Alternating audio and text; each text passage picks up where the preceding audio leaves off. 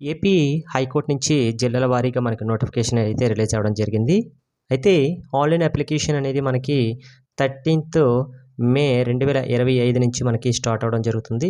అయితే మనకి ఆన్‌లైన్ ఇది స్టార్ట్ అవుతది కదా! మనకి మే 13. అయితే దానికోసం కావాల్సిన ఇంపార్టెంట్ డాక్యుమెంట్స్ అన్నీ కూడా మనం ఇప్పటి నుంచే రెడీ చేసేసుకుంటే బెటర్. ఓకే. అయితే కావాల్సిన ఇంపార్టెంట్ డాక్యుమెంట్స్ ఏంటో ఫస్ట్ చూద్దాం. ముందుగా చెప్తున్నానండి, అన్నీ కూడా ఒరిజినల్ డాక్యుమెంట్స్ మాత్రమే అప్లోడ్ చేయాలని క్లియర్‌గా మెన్షన్ చేశారు నోటిఫికేషన్‌లో చూడండి. Original certificates of academic qualification. మన యొక్క క్వాలిఫికేషన్‌కి సంబంధించింది. మనకి ఆల్రెడీ 10 రకాల పోస్టులు ఇచ్చాడు. 7థ్ క్లాసు, 10థ్ క్లాసు, ఇంటరు, డిగ్రీ మీద ఉంది కాబట్టి అన్నీ కూడా ఒరిజినల్ డాక్యుమెంట్స్ మాత్రమే మీరు అప్లోడ్ చేయాలి ఆన్‌లైన్ టైంలో. అయితే మనకి ఇంపార్టెంట్‌గా మన యొక్క పాస్ సర్టిఫికేట్స్ అన్నీ కూడాను మీరు అప్లోడ్ చేసేటప్పుడు ఒరిజినల్‌ది మాత్రమే స్కాన్ చేసి అప్లోడ్ చేయాలి. జిరాక్స్ కాపీస్ అయితే యాక్సెప్ట్ చేయదు, ముందే చెప్తున్నాను. అలాగే మన యొక్క డేట్ ఆఫ్ బర్త్‌కి సంబంధించిన ఎవిడెన్స్ సర్టిఫికేట్ అప్లోడ్ చేయాలి. అదే మన 10థ్ క్లాస్ సర్టిఫికేటే మనకి ఎవిడెన్స్ సర్టిఫికేట్ డేట్ ఆఫ్ బర్త్‌కి అవుతుంది. అలాగైతే కమ్యూనిటీ సర్టిఫికేట్స్. అయితే ఫర్ ఎగ్జాంపుల్ మనకి ఆ కమ్యూనిటీలో మనకి బీసీ క్యాండిడేట్స్, ఓసీ క్యాండిడేట్స్, అలాగే ఎస్సీ, ఎస్టీ, ఈడబ్ల్యూఎస్ వీళ్ళందరూ ఉంటారు కదా! వీళ్ళందరూ కూడాను కంపల్సరీగా కమ్యూనిటీ సర్టిఫికేట్స్ అయితే రెడీ చేసేసుకోండి. అందరూ కూడా టైం ఉంది కాబట్టి. నెక్స్ట్ ఈడబ్ల్యూఎస్ వాళ్ళు కూడాను రెడీ చేసేసుకోండి. ఈడబ్ల్యూఎస్ క్యాండిడేట్స్ ఎవరు వస్తారంటే బిలో 8 lakhs పెర్ యానమ్‌కి వాళ్ళకి ఇన్కమ్ ఉంటే వాళ్ళు అందరూ కూడాను ఈడబ్ల్యూఎస్ క్యాండిడేట్స్ కింద వర్తిస్తారు. ఓకే. నెక్స్ట్ స్పోర్ట్స్ పర్సన్స్ సంబంధించిన వాళ్ళ యొక్క సర్టిఫికేట్స్ ఉంటాయి కదా! అవి కూడా రెడీ చేసుకోండి. ఎక్స్ సర్వీస్ మెన్స్‌కి సంబంధించిన సర్టిఫికేట్స్ వాళ్ళు కూడాను రెడీ చేసేసుకోండి. వాళ్ళకి సంబంధించిన పోస్టులు ఏ డిస్ట్రిక్ట్‌లో ఉన్నాయో వాళ్ళు అప్లై చేసేసుకుంటే వాళ్ళు కంపల్సరీగా ఈ డాక్యుమెంట్స్ అయితే ప్రాపర్‌గా అప్లోడ్ చేయాలి.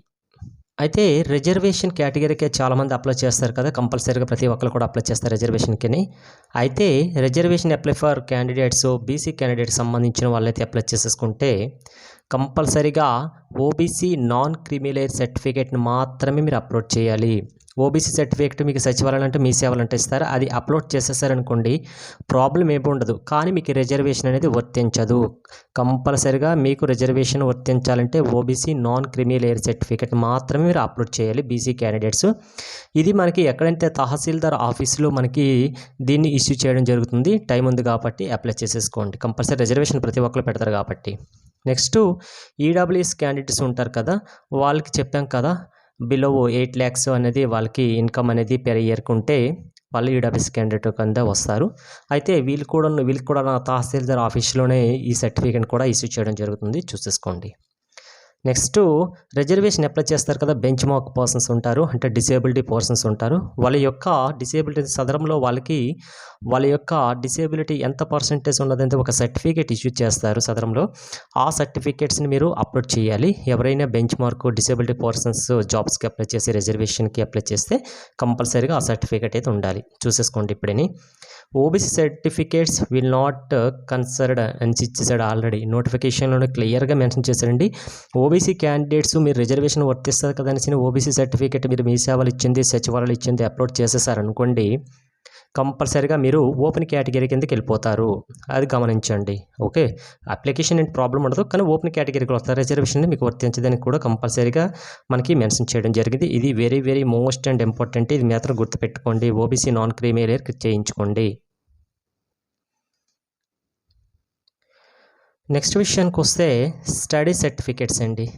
ఆల్రెడీ చాలామంది దీంతోనే సఫర్ అవుతుంటారు. ప్రజెంట్ అయితే స్కూళ్ళన్నీ కూడా హాలిడేస్ ఇచ్చేశారు.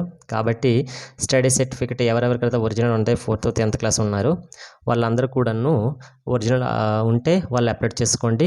ఒకవేళ ఈ సర్టిఫికేట్స్ ఏదైనా ప్రాబ్లంగా ఉంటే మీరు మీకు సంబంధించిన తహసీల్దార్ ఆఫీస్లో మీ మండలానికి సంబంధించిన తహసీల్దార్ ఆఫీస్లో మీరు రెసిడెన్సీ సర్టిఫికేట్స్కి అప్లై చేసేసుకోండి. ఆల్రెడీ మనకి డిఎస్సికి చాలా ప్రాబ్లం వచ్చింది. రెసిడెన్స్ సర్టిఫికేట్ చాలా ఎంఆర్ఓ ఆఫీసులు అయితే ఇష్యూ చేయట్లేదు. ఎందుకలా ఇష్యూ చేయట్లేదు అనేసి చాలామందికి తెలియట్లేదండి. ఎందుకంటే మీరు ప్రాపర్ డాక్యుమెంట్స్ మీరు అప్లై చేసేటప్పుడు ఇచ్చేసుకోవాలి. మనం ఏదో ఇప్పుడే అప్లై చేసేసాం కదా మనకు సర్టిఫికేట్ ఇచ్చేయమంటే ఇచ్చారు. దానికి ప్రాపర్గా మీరు ప్రూఫ్ చూపించాలి. Xerox copies back side of అప్లికేషన్కి పెడితే వాళ్ళు దాన్ని చెక్ చేసి మనకి ఇష్యూ చేస్తారు. అది గమనించండి. రెసిడెన్స్ సర్టిఫికేట్ పెట్టేసుకోండి. సెలవులు ఉన్నాయి కాబట్టి 4th, 10th క్లాస్ ఎవరికైనా లేకపోతే.